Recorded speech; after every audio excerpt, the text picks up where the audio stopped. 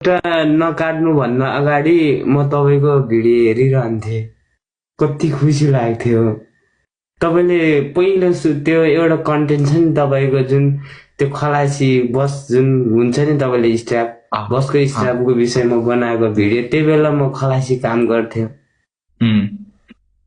म त्यो भिडियो हेरेर मैले जीवन बुझेको थिएँ के। तपाईँलाई कति मैले तपाईँलाई फलो गरेको, यो आइडी त नयाँ हो तपाईँको, जुन अहिले यो तपाईँले लाइभको लागि मात्र युज गर्नु भएको छ।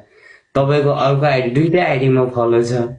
तपाईँको अर्को आइडीमा त मैले 2 वर्ष जति भयो होला फलो गरेको।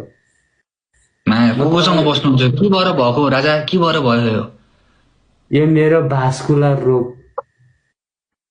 के हो यो भनेको चाहिँ?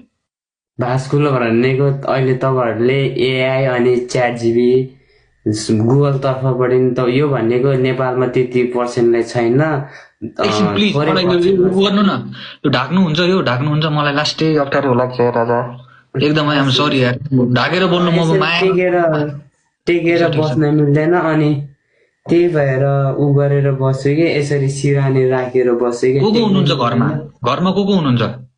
घरमा मम्मी अनि बुढी। मेरो बुढी चाहिँ अस्ति भर्खर मलाई धेरै गाह्रो भएपछि बुढीलाई बोलाएको नेपाल, नत्र बुढी पनि विदेश जानु भएको थियो ऋण तिर्नको लागि भनेर।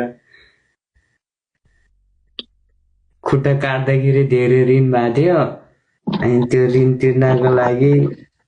विकासी कहाँ हो हजुरको घर यार? मेरो घर 12 जिल्ला Nijgadh. Let's support him, accept गर्नु है, एक्सेप्ट गर्नु। Let's support him. जो पनि छ च्याटमा, ग्याङ जो पनि छ, लेट्स सपोर्ट हिम। ओके, उतापट्टि गएर स्कोर बनाऊ, उतापट्टि गएर स्कोर बनाऊ।